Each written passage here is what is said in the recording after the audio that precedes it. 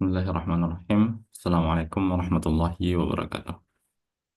Waalaikumsalam warahmatullahi wabarakatuh. Innal hamdalillah nahmaduhu wa nasta'inuhu wa nastaghfiruh wa na'udzu billahi min syururi anfusina wa min sayyiati a'malina. May yahdihillahu fala mudilla lahu wa may yudlilhu fala hadiya lahu. Asyhadu an la ilaha illallah wa asyhadu anna Muhammadan 'abduhu wa rasuluh. La nabiyya wa la rasula ba'dah. Allahumma 'allimna ma yanfa'una wanfa'na bima 'allamtana. Rabbana zidna ilma warzuqna fahma bi fadlika wa rahmatika ya arhamar rahimin.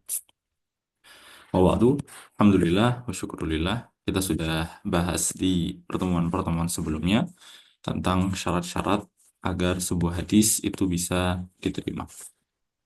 Kita sebutkan ada 5 syarat, dan syarat-syarat tersebut itu pertama bersambungnya sanad, yang kedua rawinya adil, yang ketiga rawinya thabit, yang keempat terbebas dari ilat, yang kelima terbebas dari syuzuz. Syarat-syarat ini itu adalah syarat yang diperlukan agar sebuah hadis dapat diterima. Hanya saja eh, nanti hadis yang diterima dan hadis yang tidak diterima ini tidak dalam satu tingkatan, tidak dalam satu derajat dari segi kekuatan. Ada yang lebih kuat, ada yang lebih lemah, ada yang eh, dia diterima tetapi paling bawah derajatnya. Makanya kalau kita boleh bagi hadis tersebut menjadi dua, kita akan bagi seperti ini. Hadis, nah, ya, hadis, kita akan bagi dia menjadi dua macam. Ada yang kita sebut dengan makbul,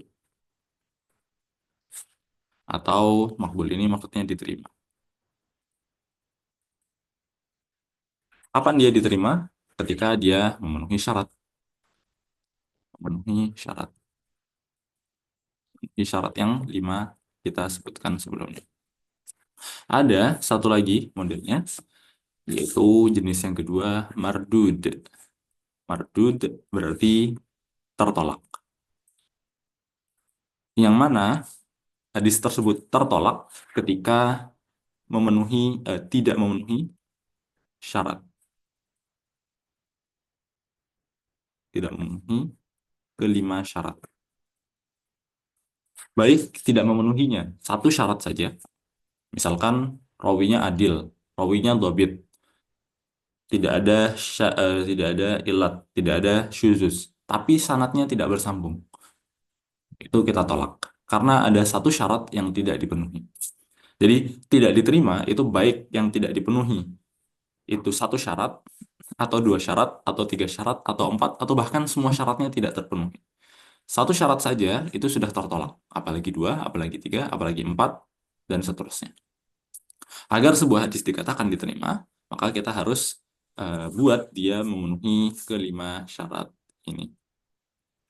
Nah, eh, hadis yang makbul dan hadis yang mardud, seperti yang kita katakan sebelumnya, ini tidak dalam satu derajat. Hadis yang satu, misalkan kita punya satu hadis, ini hadisnya diterima, misalkan. Ada satu hadis lagi, ini hadisnya juga diterima. Ada satu hadis lagi, ini juga diterima. Ketiga hadis ini itu diterima. Tetapi pertanyaannya adalah, apakah semua ini itu dalam satu tingkatan kekuatan atau bertingkat-tingkat? Kita katakan bertingkat-tingkat. Ada satu hadis yang dia kuat, sangat kuat sekali. Ada satu hadis yang dia tidak begitu kuat. Dan itu kembali kemana? Kembali kepada apakah hadis tersebut kekuatan, ke bukan kesesuaian hadis tersebut dengan syarat-syaratnya.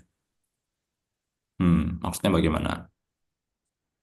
Coba kita sempat sebutkan sebelumnya sanatnya. Syarat yang pertama adalah bersambungnya sanad. Oke, ada ada bersambungnya sanad yang menggunakan ijazah. Ada bersambung sanad yang dia memang gurunya membaca, gurunya me- me- mengatakan hadis tersebut kepada muridnya. Ada yang muridnya membacakan hadis tersebut di hadapan gurunya dan gurunya mengiyakan. Maka hadis yang diriwayatkan dengan cara hadasana maupun akhbarona, dengan gurunya ngomong sendiri atau murid yang membacakan di hadapan gurunya, lebih kuat daripada apa? Daripada sanad hadis dengan sanad yang bersambung dengan kata ajazani. Oke. Kenapa? Karena kalau ajazani ini ya muridnya nggak pernah mendengarkan gurunya membaca hadis tersebut. Cuma dia diberikan izin untuk meriwayatkan hadis tersebut dari jalur gurunya. Kemudian ada yang adil misalkan.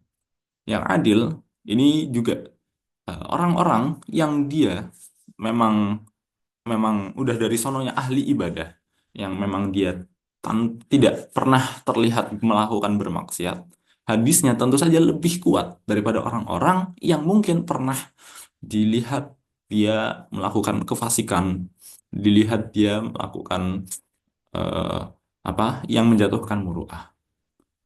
Oke. Meskipun dua-duanya sama-sama diterima, orang yang pernah dilihat melakukan kefasikan dan itu apa? Dilihat dia pernah melakukan maksiat, tapi maksiatnya itu tidak menghancurkan kefasikan dia dan tidak meruntuhkan muruah, ini masih diterima. Tetapi beda dengan orang yang dia memang ahli ibadah, dia memang zuhud, dia memang sangat warok dalam agamanya. Dan yang cukup penting juga, yang ketiga, beda antara dobit seseorang yang tam dengan dobit seseorang yang khafif gitu. Dobit seorang rawi yang tam itu lebih kuat daripada dobit orang yang khafif, dobit rawi yang khafif ini. Makanya nanti kita akan bagi hadis yang makbul ini itu menjadi dua macam. Ada yang sahih dan ada yang dhaif. Afan kok dhaif. Yang hasan. Yang mardud ini nanti kita akan sebut dia sebagai dhaif. Jadi hadis kita akan bagi dia menjadi dua, makbul dan mardud, atau bisa juga kita bagi menjadi tiga, yaitu hadis sahih, hadis hasan, hadis dhaif. Yang mana sahih ini memenuhi 5 syarat. Dan kemarin kita sempat singgung terkait dobit, dobitnya tam, dobit rawinya, dobit rawinya tam. Sedangkan hadis hasan itu hadis yang memenuhi syarat agar sebuah hadis diterima, tetapi dobit daripada rawinya itu tidak tam. Dia dobit rawinya itu khafif. Sedangkan yang dhaif yaitu tadi ketika dia tidak memenuhi syaratnya. Baik sanadnya tidak bersambung atau rawinya ada orang yang fasik atau rawinya itu dobitnya dobit yang sagi atau ada ilat atau ada syuzuz. Ini yang berkaitan dengan macam-macam daripada hadis yang makbul, ada yang sahih dan ada yang hasan. Kenapa kita bedakan antara hadis yang sahih dengan hadis yang hasan? Ini nanti kita akan gunakan keduanya ketika ada satu hadis. Tadi kan kita contohkan ada 3 hadis, misalkan yang ketiga hadisnya ini sama-sama diterima. Apa yang membedakan antara ketiganya dari segi kekuatannya? Apa guna atau apa fungsi dari membedakan kekuatan suatu hadis? Gunanya adalah ketika hadis ini itu saling bertentangan antara satu dengan yang lainnya. Ketika hadis tersebut saling bertentangan dengan satu yang lainnya. Maka pada saat itu kita akan mendahulukan hadis yang sahih, baru kemudian hadis yang hasan.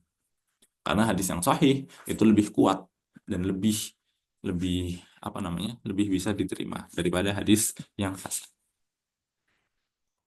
Ini yang berkaitan dengan hadis sahih dan hadis hasan dan dhaif. Di akhir eh, ada satu hal lagi.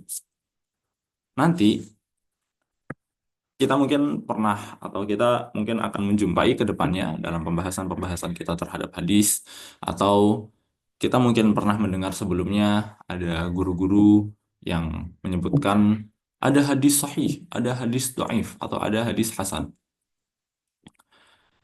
Ketika mereka mengatakan hadis sahih, atau ketika mereka mengatakan hadis hasan, atau ketika mereka mengatakan hadis dhaif, apakah berarti ketika dikatakan hadis sahih, hadis tersebut benar-benar berasal dari Rasulullah? Sahih atau hasan? Pertanyaannya adalah apakah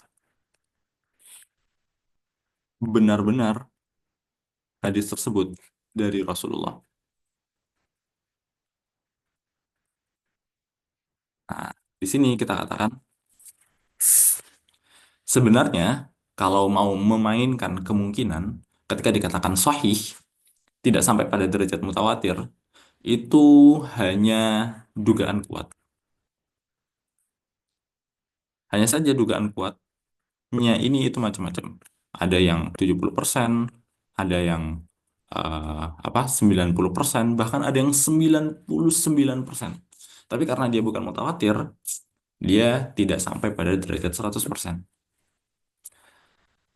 Oke, tidak sampai pada derajat 100%. Kalau dia sudah sampai pada derajat 100%, berarti mutawatir. Dan udah berarti di situ Rasulullah benar-benar mengatakannya. Tapi selama dia masih pada derajat sahih atau pada derajat hasan, tidak sampai pada derajat mutawatir, maka itu hanya dugaan kuat. Masih ada kemungkinan, tapi kemungkinan itu sangat kecil, gitu. Sangat kecil. Kemungkinan itu sangat kecil, meskipun memang mungkin. Dan ketika dikatakan hadis do'if, misalkan ada sebuah hadis, mungkin kalau pembahasan terkait hadis sahih atau hasan apakah benar-benar dari Rasulullah dan dijawab dengan dugaan kuat, oke, tidak ada masalah. Tapi ini yang bagaimana dengan hadis do'ifnya? Ini yang biasanya orang lupa. Ketika dikatakan hadis do'if, hadis yang tidak diterima, pertanyaannya adalah apakah hadis itu benar-benar bukan dari Rasulullah?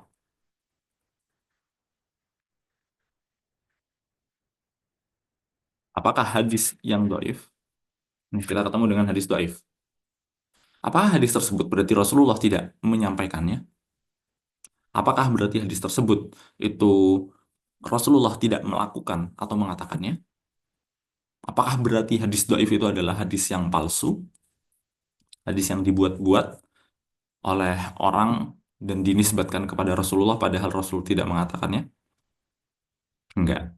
Jadi ketika dikatakan hadis do'if, itu adalah hadis yang tidak memenuhi syaratnya. Tidak memenuhi kelima syarat tadi. Tidak memenuhi kelima syarat tadi. Maka misalkan rawinya itu fasik. Udah, rawinya fasik gitu. Dia memang ahli maksiat. Di dalam sanadnya ada rawi yang seperti itu. Dia ahli maksiat. Apakah hadisnya diterima? Hadisnya tidak diterima. Tapi, ada kemungkinan nggak orang yang fasik tadi mengatakan jujur? Ada. Gitu. Betapa banyak, misalkan kita temukan orang-orang yang fasik gitu ya, yang dia memang ahli maksiat, tetapi ketika ngomong, dia nggak pernah bohong, misalkan. Atau ada orang yang dia misalkan hafalannya buruk, dobitnya sayyi. Dari segi hafalan dia buruk.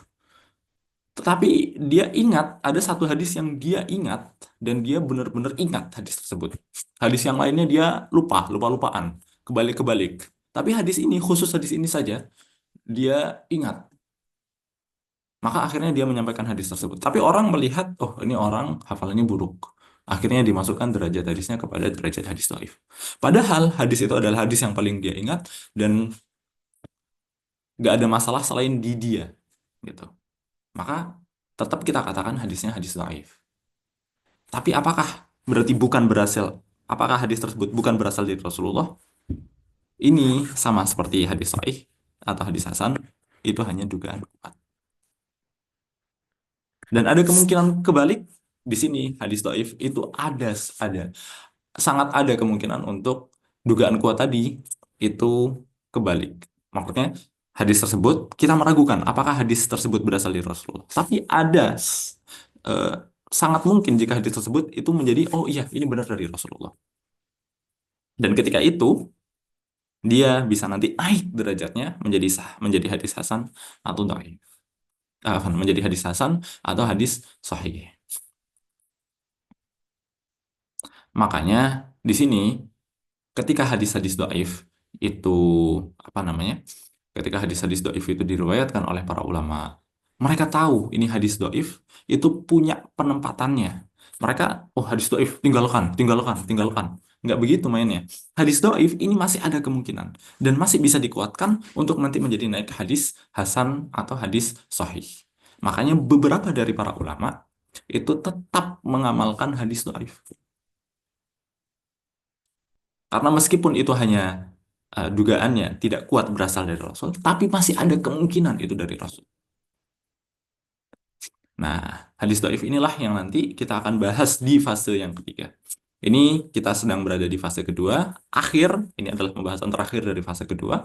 Selanjutnya kita akan masuk ke dalam fase yang ketiga. Kita akan bahas lebih rinci macam-macam daripada hadis dhaif. Dan di akhir nanti kita akan bahas tentang apakah hadis dhaif itu bisa dikuatkan dan naik derajat menjadi hadis sahih atau hasan atau tidak. Itu pembahasan di pertemuan kali ini. Kita cukupkan sampai di sini. Kita tutup dengan istighfar dan doa kafaratul majelis. Astagfirullahaladzim, astagfirullahaladzim, astagfirullahaladzim. Subhanakallahumma wa bihamdika. Asyhadu an la ilaha illa anta. Astaghfiruka wa atubu ilaik. Barakallahu fikum. Wassalamualaikum warahmatullahi wabarakatuh.